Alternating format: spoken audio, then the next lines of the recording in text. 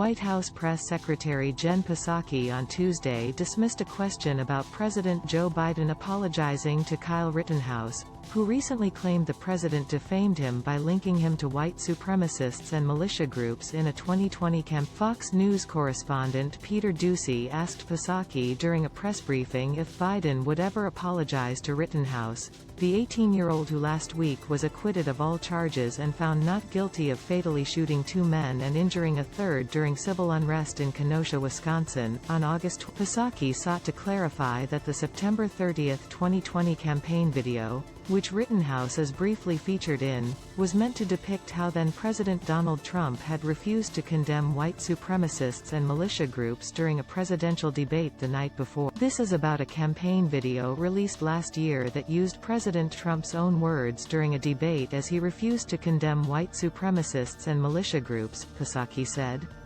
And President Trump, as we know from history and as many of you covered, didn't just refuse to condemn militia groups on the debate stage, he actively encouraged them throughout. What we've seen are the tragic consequences of that, when people think it's okay to take the law into their own hands instead of allowing law enforcement to do its job, she added.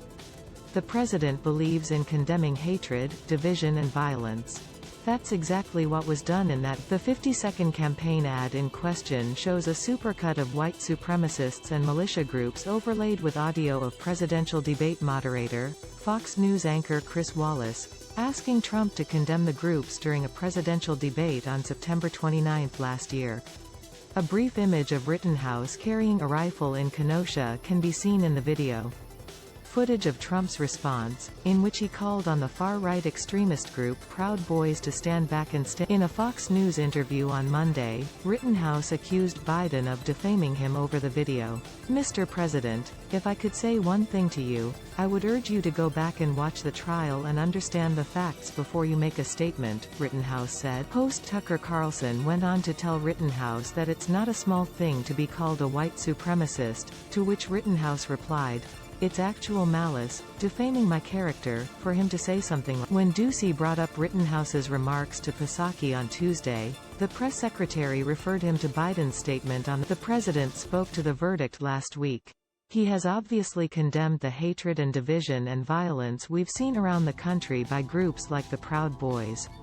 And groups that individual has posed in photos with. Psaki appeared to be referencing a January 2021 photo, when prosecutors in Kenosha obtained footage of Rittenhouse at a bar posing with members of the Proud Boys and flashing an OK hand gesture that has been used by some white supremacists.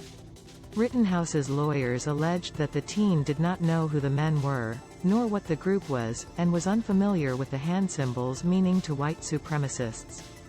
The judge noted that the prosecution did not find any evidence of Rittenhouse's affiliation. Biden responded last week to Rittenhouse's verdict, telling reporters, "I stand by what the jury has concluded.